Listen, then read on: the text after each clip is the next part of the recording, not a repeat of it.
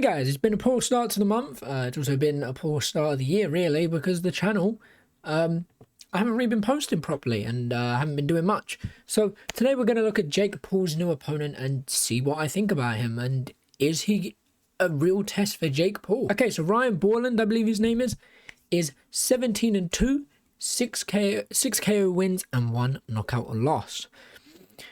That's a good record so far. Until I did read some things that apparently he hasn't fought in like 6 years. That's not good. That's not good. He's a cruiserweight. He's inactive.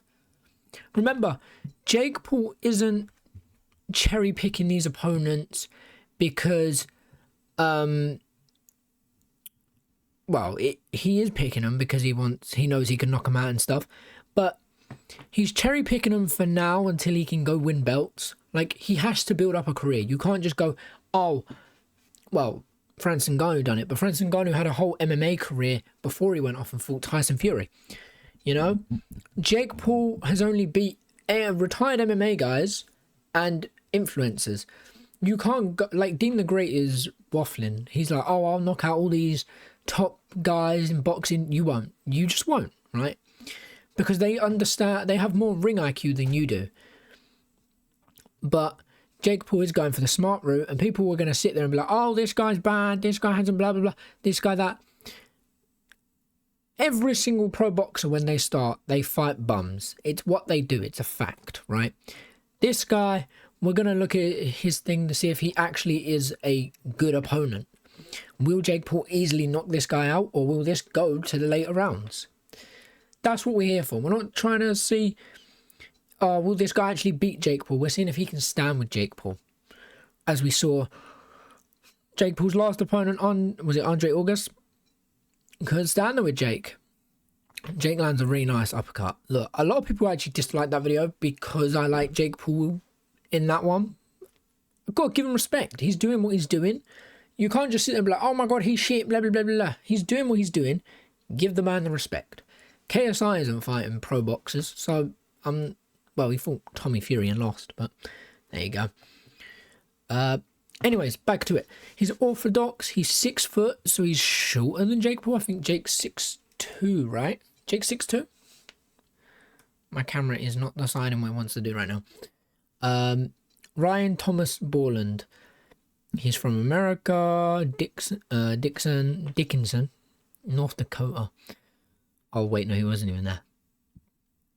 Marlon Diaz. He's had 19 bouts, 88 rounds. So, let's see. We're going to start at the bottom of his career. Alberto Avina. TKO in round 2.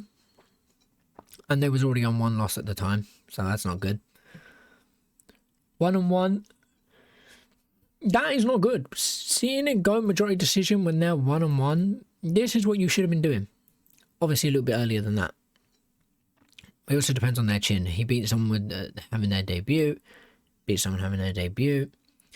Beat someone having their debut. That was a unanimous decision, so Eric Smith better be somewhere by now. Lauren Myers, 9-20. Like, that's not good to look at.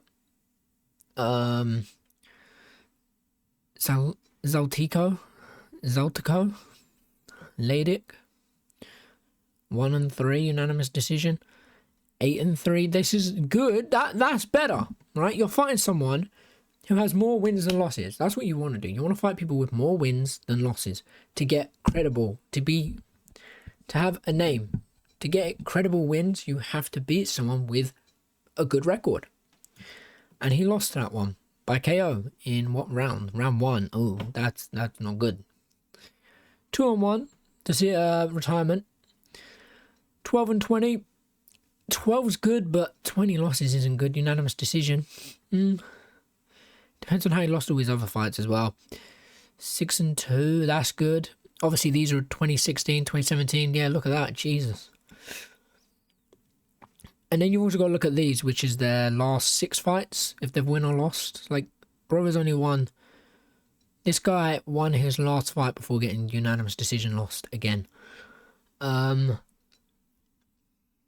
Retirement. 13-19. That's not a good record. And also he was on a losing streak anyways.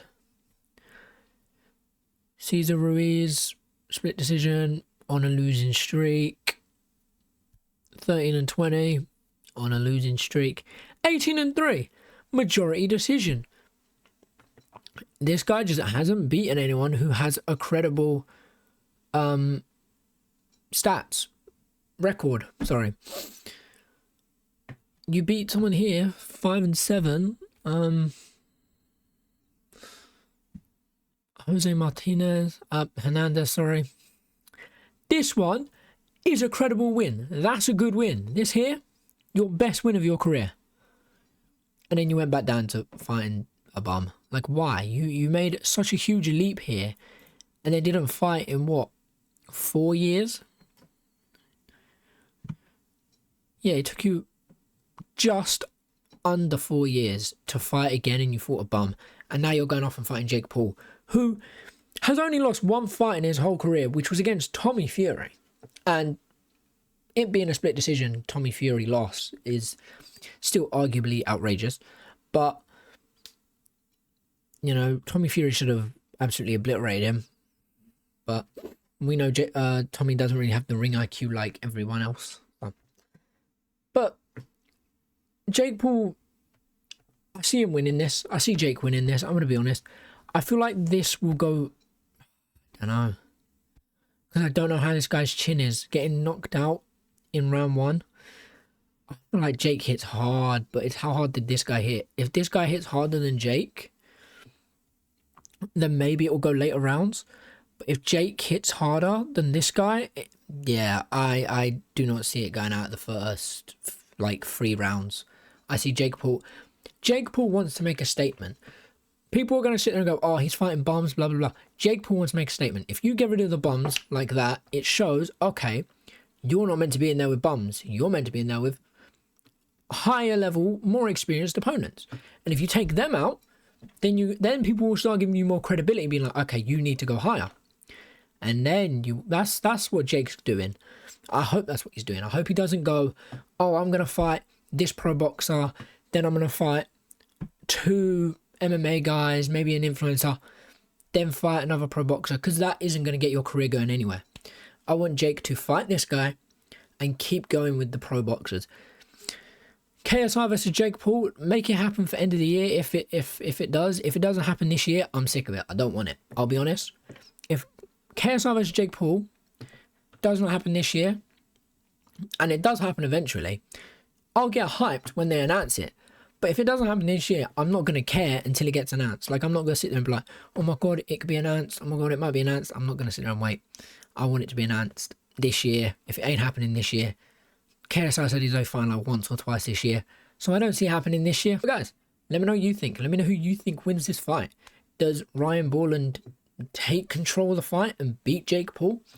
Does Ryan Bourland's ring knowledge outbeat Jake Paul? Or does Jake Paul sleep him in the first few rounds? What do you guys think? Who do you think wins? How do you think they win? And yeah, apart from that, hope you enjoyed. I'll catch you in a bit. Take care and peace.